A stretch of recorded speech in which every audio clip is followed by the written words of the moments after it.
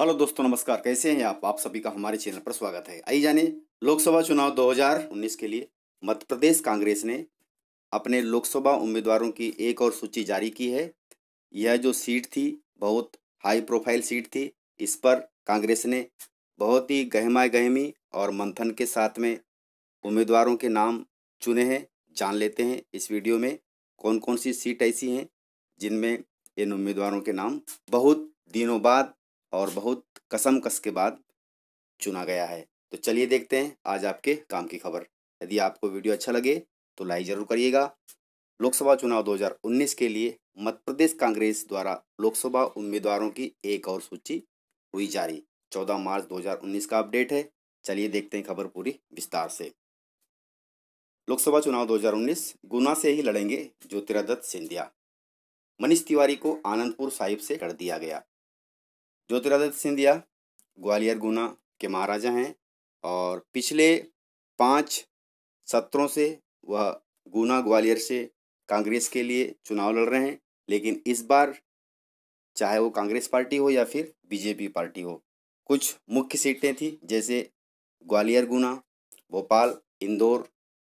ये 3-4 सीटें ऐसी थी इसके लिए उन दोनों पार्टियों को प्रत्याशी नहीं मिल रहे थे कि किन्हें कहाँ से उतारा जाए। लेकिन बहुत मंथन के बाद कांग्रेस ने अपने हाई प्रोफाइल सीटों के नाम जारी कर दिए हैं। कांग्रेस ने 7 उम्मीदवारों की नई लिस्ट जारी की है। इनमें मध्य प्रदेश की 3, पंजाब की 2 और बिहार कश्मीर की एक एक सीट है। ठीक है, तो हम मध्य प्रदेश के बारे में देखेंगे। पहले देखेंगे कांग्रेस ने लोकसभा चुनाव के लिए 7 और उम्मीदवार तय कर दिए हैं। इनमें ज्योतिरादित्य सिंधिया प्रमुख नाम था जो अपनी ही सीट गुना से चुनाव लड़ेंगे।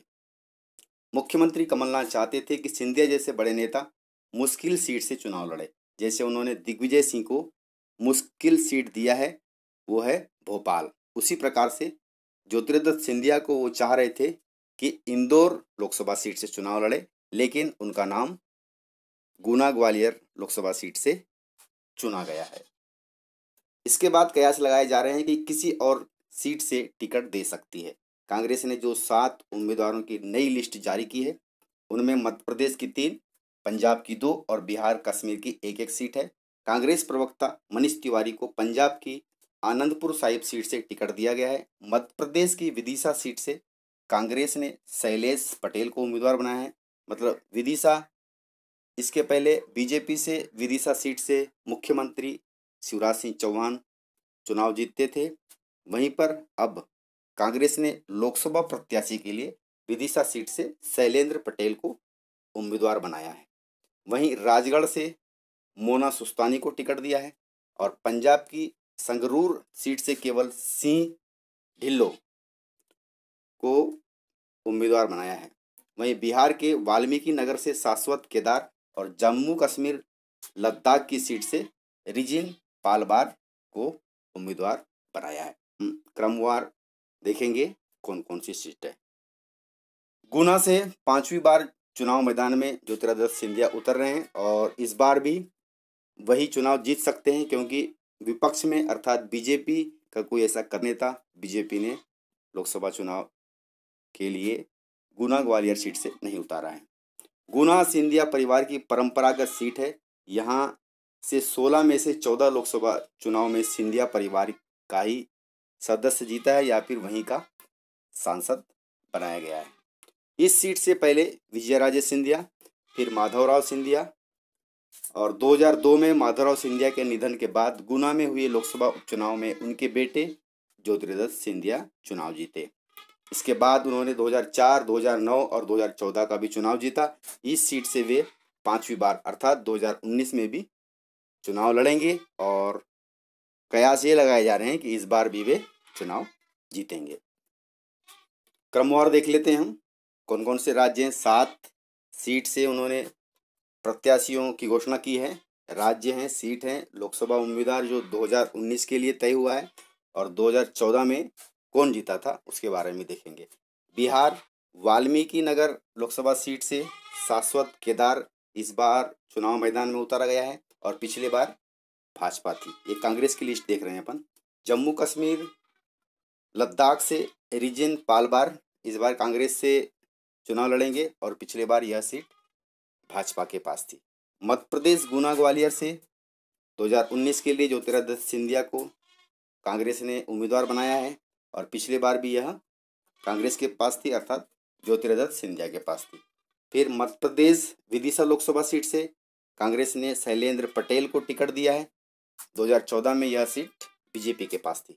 और मध्य प्रदेश में राजगढ़ लोकसभा सीट से कांग्रेस ने मोना सुस्तानी को टिकट दिया है और 2014 में यह सीट भाजपा के पास थी।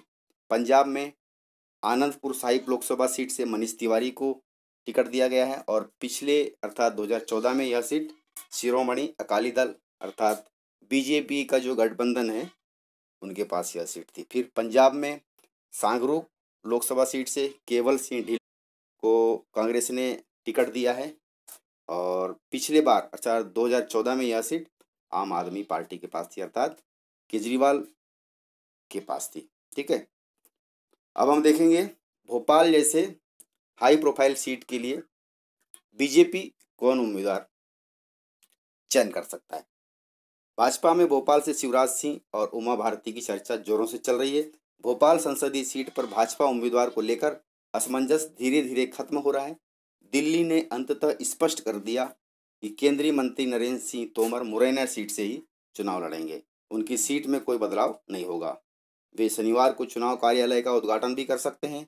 इधर केंद्रीय मंत्री उमा भारती की दिल्ली में आरएसएस के प्रमुख नेताओं से उदासीन आश्रम में मुलाकात हुई, जिससे उन संभावनाओं को बल मिला कि भोपाल में कांग्रेस उम्मीदवार व पूर्व मुख्यमंत्री दिग्विजय सिंह के सामने उमा भारती को भाजपा लोकसभा सीट से मैदान में उतार सकती है। अभी भोपाल से कांग्रेस के जो उम्मीदवार हैं पूर्व मुख्यमंत्री दिग्विजय सिंह हैं और बीजेपी इस बार भोपाल से उमा भारती को टिकट दे सकती है।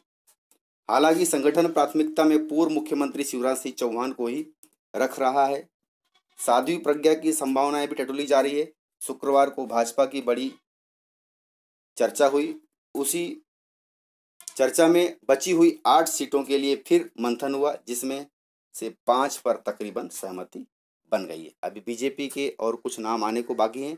जैसे ही वे नाम आएंगे तो मैं आपको वीडियो के माध्यम से उन नामों की जानकारी दे दूंगा। तो अभी मेन हाई प्रोफाइल सीट बची है भोपाल और इंदौर।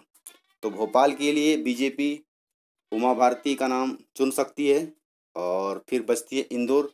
तो इंदौर के लिए भी अभी सुमित्रा महाजन जो लोकसभा सांसद है उन्होंने भी अपना एक प्रत्याशी का नाम दिया है। 1-2 दिन के अंदर में वह भी तय हो सकता है। जो ये लिस्ट है अभी 1-2 दिन में जारी हो सकती है। इसमें गुना संसदीय सीट से कांग्रेस उम्मीदवार ज्योतिरादित्य सिंधिया के सामने भाजपा केपी यादव को और धार से छतर सिंह को टिकट दे सकती है। भाजपा ने गुना ग्वालियर अर्थात ज्योतिरादित्य सिंधिया के खिलाफ केपी यादव को टिकट दिया है और धार से छतर सिंह दरबार को टिकट दे सकती है, क्योंकि धार के लिए अभी बीजेपी ने प्रत्याशी घोषित नहीं किया है। सागर में राजबहादुर सिंह पर सहमति बनी है, लेकिन केंद्रीय संगठन एक बार पूर्व मंत्री जयंत मलैया को लेकर भी जानकारी मांग रहा है, टटोल रहा है। झाबुआ में जीएल डामोर या कल सिंह भाबर और खजुराहो में वीडी शर्मा या रविराज यादव में से एक और मैदान खाली है, जिसमें भाजपा इन मैदानों पर अपने प्रत्याशी उतार सकती है। अभी बीजेपी और कांग्रेस की कुछ लिस्टें आनी बाकी हैं। जैसे जैसे लिस्टें आएंगी मैं आपको वीडियो के माध्यम से बता दूंगा। तो इस प्रकार से मध्य प्रदेश की 3 सीट थी, ग्वालियर, राजगढ़ और एक थी विदिशा। तो इन तीनों सीटों पर कांग्रेस ने अपने प्रत्याशियों की घोषणा कर दी है। तो आज की वीडियो में बस इतना ही। यदि आपको वीडियो अच्छा लगा हो तो लाइक जरूर करिएगा और अभी तक आपने चैनल को सब्सक्राइब नहीं किया तो इसी प्रकार की खबरों के लिए YouTube channel more creative red button दबाकर सब्सक्राइब कर ले तथा नेक्स्ट वीडियो के लिए बेल आइकन पर क्लिक कर दे, ताकि अगले वीडियो का नोटिफिकेशन आपको शीघ्रता से मिले। मिलते हैं सर अगले इसी प्रकार आपके काम की खबर के साथ। तब तक के लिए जय हिंद, जय भारत।